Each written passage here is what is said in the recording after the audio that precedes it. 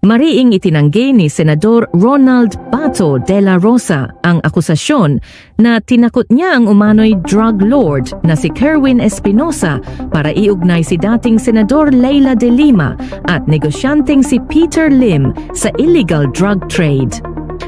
Ayon kay De La Rosa, hindi umano kapani-paniwala si Espinosa bilang testigo. Sa mga pagdinig ng Kamara tungkol sa extrajudicial killings, inakusahan ni Espinosa si De La Rosa ng pagpilit na ituro si Lim at De Lima bilang mga sangkot sa droga.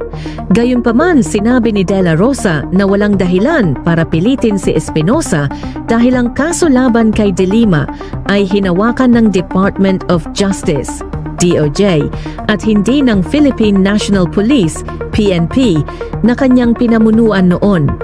Sa testimonya ni Espinosa, sinabi niyang hinarap siya ni De La Rosa sa isang SUV noong Nobyembre 2016 at tinakot na kung hindi siya susunod, sasapitin niya ang sinapit ng kanyang ama, ang yumaong Mayor Rolando Espinosa ng Albuera, Leyte, na napatay habang nakakulong. Itinanggi rin ni De La Rosa na alam niya ang mga iligal na gawain ni Lim at dating police official Vicente Lut. Sinabi niyang si Espinosa mismo ang nagsabi na minsan galing kay Lim o kay Lut ang supply ng droga. Dagdag pa ni De La Rosa, wala siyang motibo para iugnay si Lut na kapwa niya alumni ng Philippine Military Academy, PMA.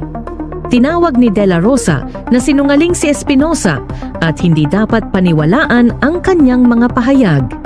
Ayon pa sa senador, bagamat na-dismiss ang kaso laban kay Espinosa, nananatili siyang isang drug lord. Sa isang panayam, sinabi rin ni De La Rosa na wala siyang alam tungkol sa umano'y Davao model na sistema ng gantimpala para sa mga pumatay ng mga drug suspect na isiniwala ni dating PCSO General Manager Royina Garma sa Kamara. Sinabi ni De La Rosa na ang Oplan Tokhang ang totoong modelo ng kampanya kontra droga at hindi niya kilala ng personal ang mga sangkot sa sinasabing reward system.